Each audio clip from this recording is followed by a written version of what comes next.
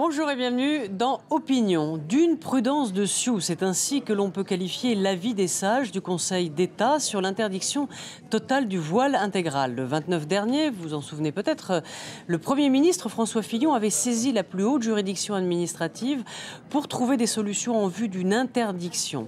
Le rapport a été remis hier au Premier ministre. Le Conseil d'État, en quelque sorte, interdit d'interdire et préfère prohiber la dissimulation du visage plutôt que la burqa.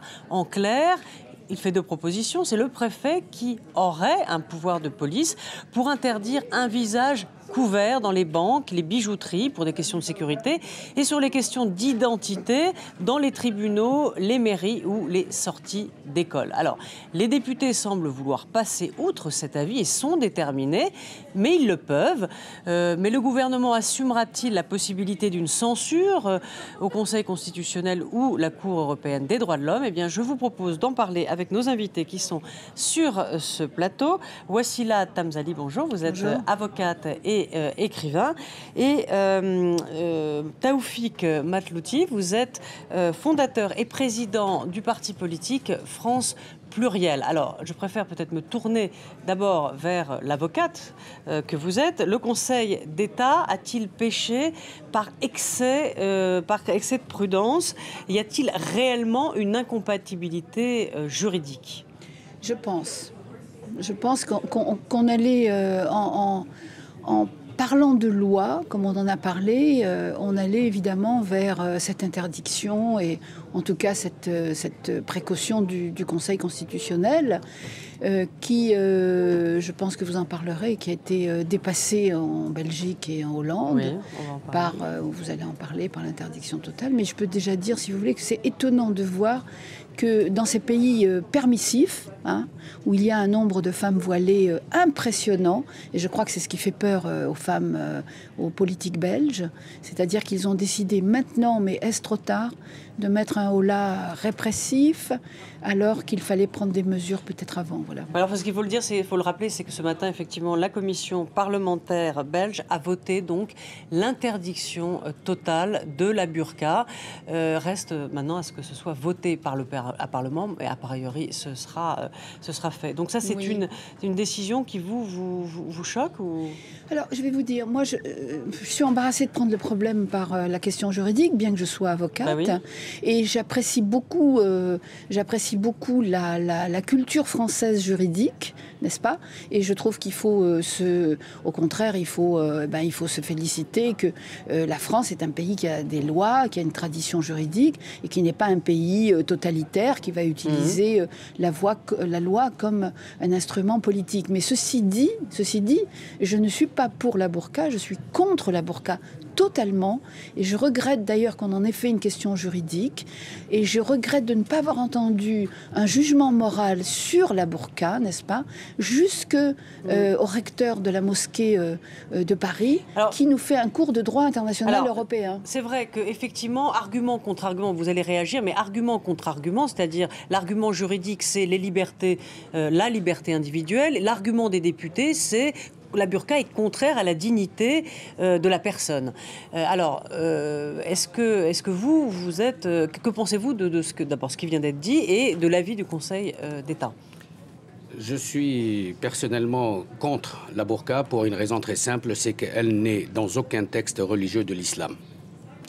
Certains s'en réfèrent pour vouloir ressembler aux femmes du prophète. L'obligation du port de la burqa, qui ne s'appelle pas la burqa d'ailleurs, qui s'appelle le hijab, le mot hijab, c'est ça, c'était uniquement pour les femmes du prophète, et Dieu dans le Coran, pour ceux qui croient, a dit « Ya Nisa al-Nabi, vous femmes du prophète, vous n'êtes pas comme les autres femmes », ce qui limite de facto le port de ce hijab, de ce voile total, uniquement et strictement aux femmes du prophète et non pas aux autres femmes croyantes musulmanes. Bon. De ce fait, je suis personnellement contre la burqa parce qu'elle ne correspond à rien. C'est un ajout de certaines cultures, de certains pays musulmans différents comme en Asie ou ailleurs, mais qui n'a rien à voir avec les textes originaux. Et d'autre part, je ne pense pas que l'on doive provoquer par une tenue distinctive dans un pays où la tradition est totalement différente de ce port de la burqa comme en France. Et je voudrais citer une jurisprudence islamique pour dire que peut-être que le Conseil des sages, le Conseil d'État sonnait sans le vouloir inspirer. Le prophète avait pour tradition de s'isoler pour une retraite spirituelle dans les mosquées de temps en temps, particulièrement au mois du Ramadan. Et quand on s'isole dans la mosquée, on ne sort pas. Donc sa femme lui ramenait à manger. Quand sa femme venait le soir pour lui ramener à manger, elle portait la burqa. Le prophète découvrait son visage et disait aux gens, Ya Qawm, c'est ma femme Aïcha, sachez-le. Pourquoi? Oui, donc en fait, c'est un peu l'avis effectivement du Conseil. Tout à fait. Donc pourquoi va-t-on chercher la burqa, vouloir l'imposer ici en France, alors que ce n'est dans aucun des textes religieux? Oui. Moi, j'aimerais bien savoir ça. Je pense que c'est la frange fondamentale où.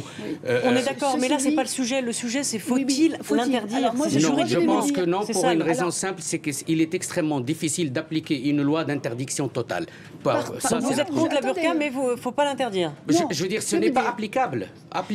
Faire une loi qu'on ne peut pas appliquer, je vois mal des policiers arracher la burqa dans la rue aux femmes au nom de cette loi. Moi, je vais vous dire, il y a beaucoup de choses qui sont interdites dans la rue. Hein. Par exemple, les pratiques sadomasochistes sont interdites. Tout bêtement. Voilà, tout bêtement, tout nu. Là, c'est trop couvert. Et les pratiques sadomasochistes sont interdites dans le public. Elles ne sont pas interdites dans le privé. Il n'y a qu'à voir la très belle, d'ailleurs, littérature qu'on a sur le sujet.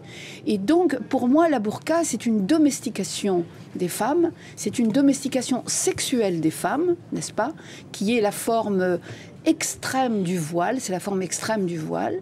Et je pense qu'on devrait les interdire au nom de l'ordre public. Et j'aime beaucoup, en tant que juriste, cette notion de l'ordre public. Parce que c'est une notion qui permet, si vous voulez, d'aller avec l'opinion dominante, et l'opinion dominante est contre la burqa en France, c'est clair, n'est-ce pas, jusqu'aux musulmans pratiquants et qui se présentent comme musulmans, ce que moi je ne fais jamais, même si je suis cette interdiction doit passer par la loi. C'est par les juges doivent être sensibilisés, et la police doit interdire la burqa dans la rue, quitte à faire des procès. Oui, mais sans faire une autre loi. Oui, moi, ce qui me gêne, c'est que l'on glisse à d'autres interdits. Aujourd'hui, c'est la burqa, demain, c'est autre chose. Et petit à petit, on va renier le champ des libertés publiques. Je pense qu'il y a d'autres mécanismes. Par exemple, pour l'école, par exemple. Le voile à l'école, ça a marché. Non, je ne parle pas du voile. Je vous donne un exemple pour faire une analogie. Pour l'école, les enfants qui s'absentent ou qui ne travaillent pas, il n'y a pas suivi des parents. La loi ou les législateurs a trouvé la géniale idée de dire allez, j'enlève les allocations familiales aux parents qui ne jouent pas leur rôle de parents pour soutenir leurs enfants. Peut-être que certaines choses similaires pourraient être réfléchies, mais pas une interdiction, par exemple. Pourquoi? Parce que ça va stigmatiser? Vous avez peur que ça stigmatise la communauté musulmane dans son ensemble? Mais non, puisque la communauté musulmane s'est détachée de la burqa. Elle le dit jusqu'au recteur de la mosquée de Paris, qui dit que la burqa n'a rien à voir avec l'islam. Alors on ne peut pas, si vous voulez. Moi je pense que c'est une injure aux musulmans que de croire qu'être contre ou interdire la burqa, ce serait stigmatiser les musulmans. Je pense que notre tradition, qui est une tradition surtout compte tenu... Donc il faut y aller franco. Il faut aller franco, il faut l'interdire. Alors, ce que je regrette, si vous voulez, si je peux me permettre de dire ça aujourd'hui, sur la vie politique et comment la chose a été présentée en France, je le regrette comme je regrette sur le débat du voile, comment on a présenté le débat. C'est instrumentalisation. Non, c'est pas l'instrumentalisation, monsieur. Je vais vous dire, c'est le fait qu'on en... Oui, si vous voulez, qu'on en ait fait une question politique, une question de débat électorale, n'est-ce pas? Alors qu'il aurait fallu avoir sur cette question un refus et une unité totale de la France, les intellectuels, les hommes politiques de droite, les hommes politiques de gauche, n'est-ce pas? Et cela, ça aurait montré, parce que on est dans le domaine du symbole, on est dans le symbole. Madame, il y a des peurs justifiées historiquement. C'est que quand on commence à interdire, et on ne s'arrête pas dans l'interdiction, et surtout qu'on vise une partie de la société française d'une manière précise. Dans ce cas, il peut y avoir, à juste titre, des craintes de cette communauté musulmane qui fait partie intégrante de la société française, qu'elle ne soit visée par de nouvelles lois. Aujourd'hui, c'est ça. Demain, peut-être le Ramadan. Après-demain, c'est peut-être autre chose. Donc, si vous voulez, il y a des craintes, qu'elles soient fondées ou non. Cette intervention est très dangereuse que vous faites, puisque nous avons le même point de vue. Moi, je souhaite que vous preniez une certaine distance avec, justement, l'instrumentalisation. Pourquoi ne pas faire de la pédagogie, madame? Parce qu'une société fait de la pédagogie, mais d'abord, elle interdit. Une société ne peut faire de la pédagogie. On commence par interdire, on discute après. Je suis désolée, pas du tout, non.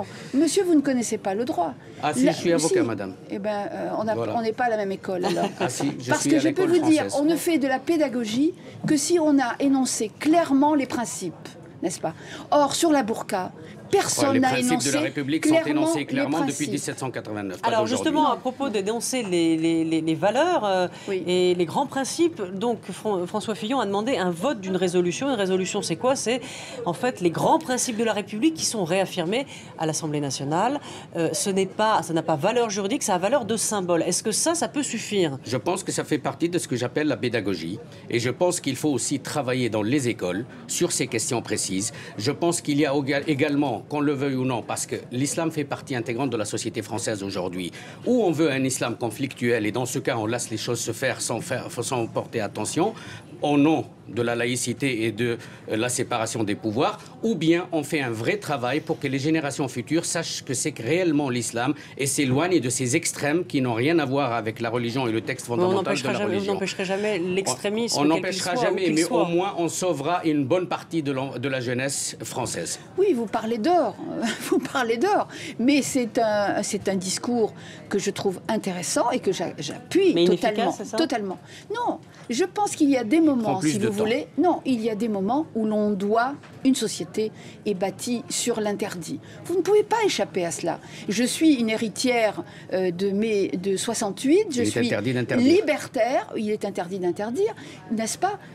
Mais c'était, si vous voulez, une déclaration qui était faite sur un sens de la liberté qui était basé et fondé sur des principes éthiques et collectifs et politiques. Je pense que nous autres musulmans... Laissez-moi terminer. Allez-y. Alors qu'aujourd'hui, la liberté qu'on veut affirmer est une liberté qui est basée simplement sur le jeu. C'est-à-dire que c'est le jeu, c'est moi qui vais donner la mesure de la liberté. Et cela, c'est très dangereux, parce que la liberté que moi je peux donner, ça ne protège pas la liberté de l'autre. J'ai été élevée dans une famille qui m'a libérée, n'est-ce pas? Une famille musulmane qui m'a libérée. Mais j'ai compris très jeune que je ne pouvais pas être libre sans les autres. Parce que ça ne sert à rien de dire « je » si les autres ne sont pas libres en même temps que vous. Or, aujourd'hui, je vais vous dire, monsieur, aujourd'hui, les mouvements islamistes, même modérés, viennent se prévaloir de luttes auxquelles ils n'ont pas participé et qu'ils n'ont pas enrichi par leur travail personnel sur leur culture et sur leur histoire. Je précise, aujourd'hui, combien de laïcs d'origine ou musulmans savent que la laïcité, c'est d'abord la liberté de conscience. C'est pas la liberté de la religion, c'est la liberté de conscience. Qu'est-ce que vous faites de la liberté de conscience? Et après, je voudrais juste une question et on se quitte. Vous pouvez répondre? Oui, moi, si vous voulez, j'ai affirmé dès le départ que la burqa n'avait rien à voir avec l'islam, donc la question est très claire.